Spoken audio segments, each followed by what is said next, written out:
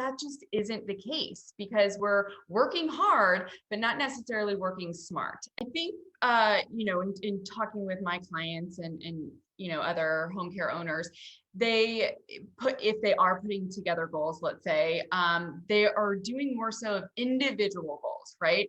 So we're working very independently where we have the recruiter, they've got their goal for the week maybe is 10, they have to recruit 10 caregivers. The goal for the marketer is 10 referrals.